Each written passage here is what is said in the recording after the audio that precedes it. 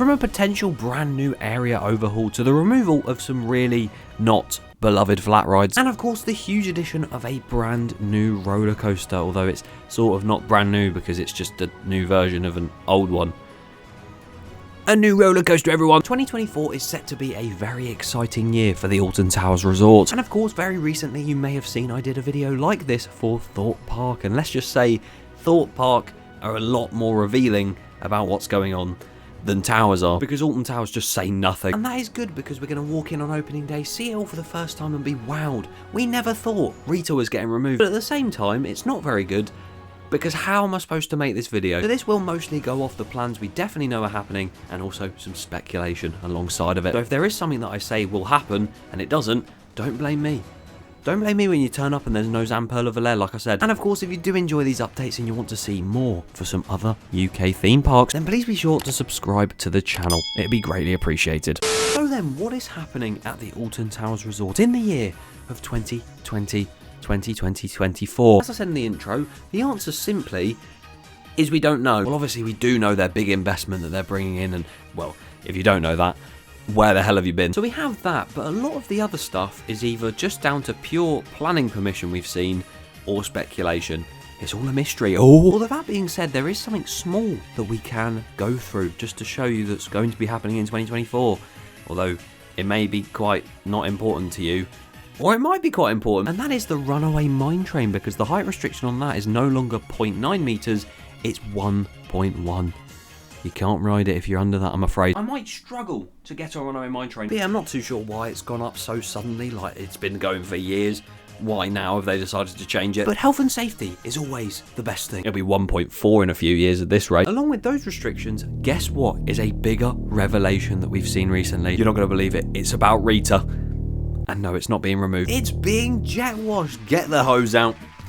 But as you can see, it was pictured here and it had been jet washed. And it does actually look quite nice, to be fair. There's no way I just said that about Rita. But this is what we need to see. We need to see jet washing across all of the coasters at the park, because there's two in specific, Smiler and Galactica, that look very, very run down. And actually, speaking of that, that brings me nicely onto my next point. Why can't we, this close season, expect to see some refreshing and sort of refurbishment and painting in the areas of the Smiler and especially Galactica? The Smiler would make sense because obviously it's a world's first 14 looping roller coaster, still the only one to have that amount. And at the moment, the ride area and the ride itself is just in desperate need of some help. It needs a lick of paint. Get the Thorpe Park paint budget out. It'd be nice to see it sort of revelated, redone. And along with that, Galactica as well, because I think this one probably needs it the most, because it's now right next to what's going to be a refurbished Forbidden Valley. I'll get onto that soon. I've said it before, if you're opening a brand new roller coaster right next to it that looks really nice with its colour scheme,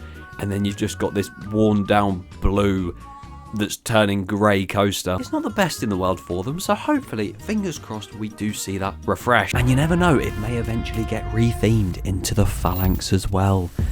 Definitely not this year, that's too much going on. And whilst that could be noted down as a maybe, something that is actually changing for 2024, and when we go there we'll see it with our own eyes, is the removal and replacement of the Retro Squad. You know, it's lovely to think we're finally in a world where the Retro Squad doesn't exist. We're just going to have normal Alton Towers back to ourselves. I'm just waiting for the pending announcement of, oh, the 4th anniversary of the Retro Squad is coming back, going. I can't tell you how many enthusiasts would absolutely love that. But these flat rides were obviously in different places. You had X Sector that had 2. Dark Forest at one point had 1. And Forbidden Valley, of course, had 1 as well. And it may have another very soon. Oh. But yeah, what happens to these areas now? Do we get Forbidden Sweep 2 somewhere else in the park? Do we get Submission and like Bone Shaker back, or whatever it was called? Or do we get brand new flat rides? Or, the best option of them all, new picnic areas. I still stick by they should get a Zamperla Nebulous in the place of Enterprise, or Twistertron as it was. I'd love to see a Huss breakdance in the place of where Spin Jam was. Dark Forest I don't think would get anything other than a jet wash. And what's the last one? Forbidden Valley. Oh, where Funkenfly was. Actually, that actually brings me quite nicely onto my next segment, the talk about the big old investment.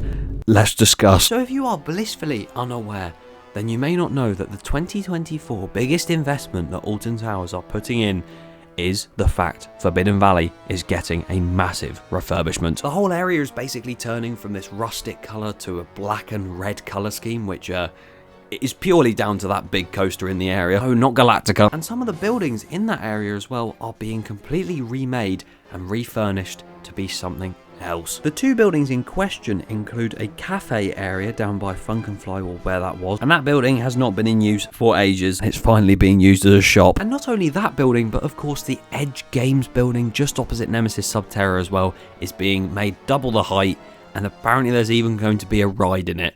I don't know how that works. In and around the area, there's been various different things spotted, such as the Nemesis monster gun thing, that's now disappeared. The observation platform to overlook Nemesis, that's now gone, of course. Rest in peace, that annoying speaker that constantly just goes. Phalanx operatives will ensure. What is most exciting is that Funk and Fly area. What could be happening there? That's right, coming to the park in 2024 is Funk and Fly 2. No, but genuinely, we could be getting another flat ride. It has been spotted that that site has fencing around it and there's a lot of activity going on there. So I think that can only mean one thing. It's being turned into Forbidden Sweep again. It seems like something is probably going to go there. And even if it doesn't seem like it, why would they leave a blank spot open for no reason in a brand new area?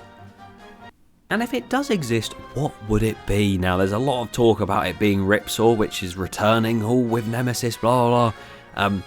I'm kind of hoping that does happen, but at the same time, I have to eat my shoe if it does, so I'm screwed. But if it's not that, then it could be any of the other ones that I've listed. It could be a completely different flat ride. Might be Timber Tugboat. The Phalanx have a ship now. What's happening? But I won't go too deep into that because we don't even know if anything is happening there at all.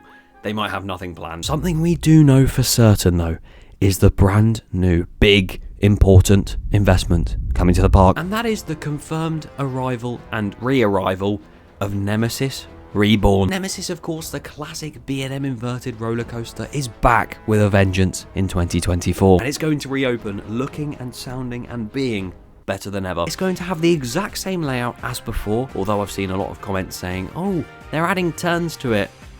They're not. The ride experience will just differ heavily in smoothness, appearance, and the lifespan especially. But the main thing about it is the track and the colour scheme is so different from before. Along with that brand new station look, it's going to be this beast, like a huge eye, multiple metal teeth. I mean, some of those will probably move as an animatronic or screen light, so it'll go, that'll look insane. The queue line is being rerouted to be added to with some extra views of the coaster. There's more theming being added, especially in that side. There's even a bloody helicopter now. What is happening? And in general, it's just really good to see it back again, because last year, as much as it was a good year in terms of rides such as Subterra and Curse, felt really lost without Nemesis. And I can tell you something else that everyone thought would be lost from Nemesis, and that is the raw sound it makes. And everyone thought, oh, it's being filled with sand, the new track is going to be awful, it's not going to make the roar. Well, listen to this. Yeah, I don't know about you, the roar is definitely still there. But genuinely, I'm so excited to get back on Nemesis. It's going to be so good to see it reopen and to see all of Forbidden Valley again, hopefully all spruced up with maybe Ripsaw halfway through the year. It's going to be so good. I'm very excited. Make sure you subscribe so you don't miss the opening day for Nemesis vlog, or opening day for Towers vlog as well. And I hope you enjoyed this video. Good night.